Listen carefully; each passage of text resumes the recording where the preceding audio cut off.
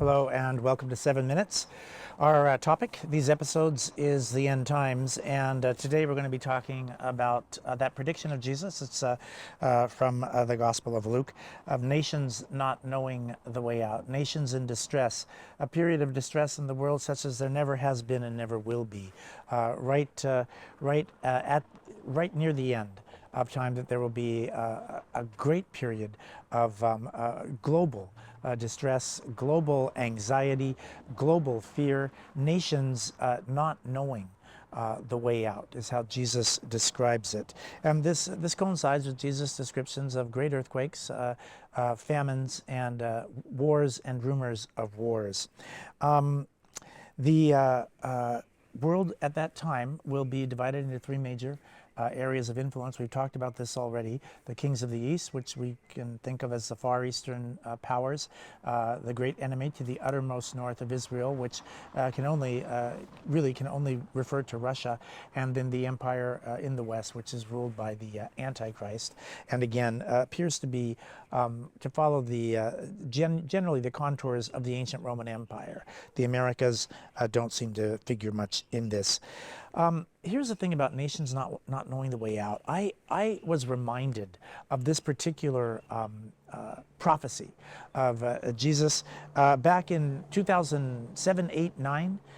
During what we call the Great Recession, when everything went south so fast. Remember the Lehman Brothers collapse, and then all of a sudden, all those subprime mortgages, went south, and people were losing their homes, and banks were doing stress tests because we weren't sure how many of them were going to be able to meet their obligations, and credit tightened, and people were thrown out of work, and so forth. And we were years really coming back from that.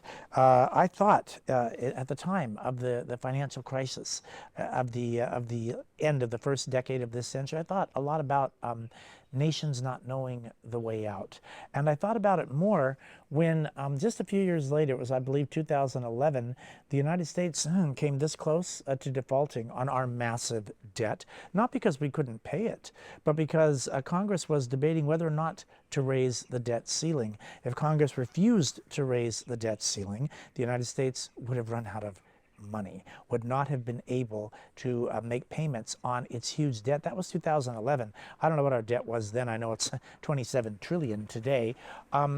The idea of the world's sole superpower going bankrupt was, to me, I remember actually mentioning it that summer of 2011 at Mass, saying, it was at a daily Mass, saying, let's pray for our leaders that they can get it together on this debt ceiling business, because it's not a good thing for America or for the world if we default.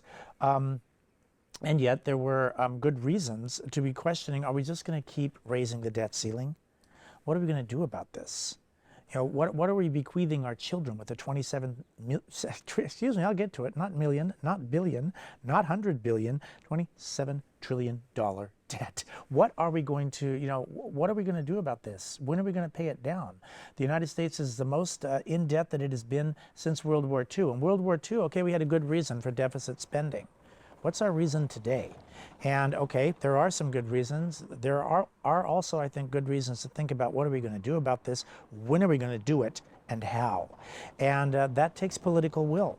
All right, and do you remember the Eurozone crisis with Greece? Was Greece going to crash out of the European Union? And if so, was it going to reestablish, what is it, the drachma? Is that the Greek currency? How was it going to be backed up? Was Greek money going to be worth anything? Could Greece be depended upon to pay its own debts? Do you remember that?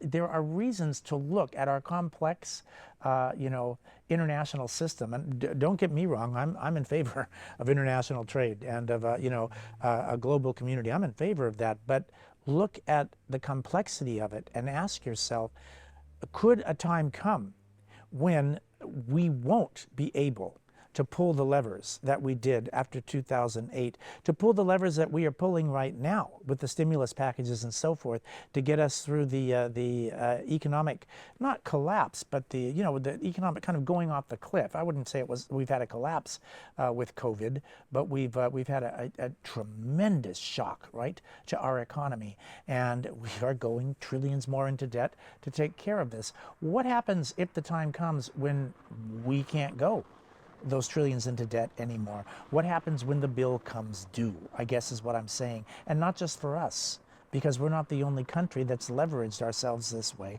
A lot of countries have done it at various points. We see around the world places of hyperinflation. Most recently, for instance, what's happened in Venezuela, where the local currency, wheelbarrows of that cash won't buy you, a Starbucks coffee in the morning.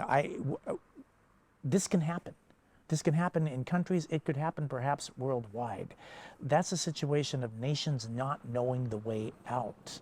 If there are no longer any levers to pull, any proposals to put forward that can be funded to carry a nation in crisis over the crisis and into a time then of relative stability and prosperity, I think it's reasonable to say that nations not knowing the way out appears to be one of those signs of the end that is emerging in our times. And it's a cause for me for worry, because I teach sophomores and because I've got baby nephews and nieces.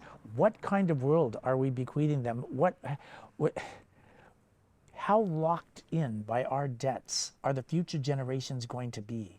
And how much is it going to imperil their own prosperity, their own ability to deal perhaps with a future crisis?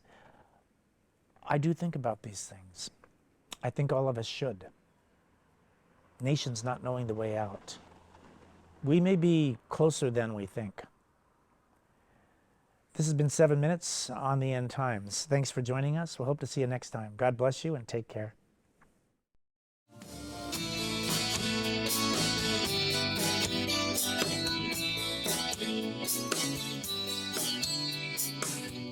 Na na na na na na na na na na.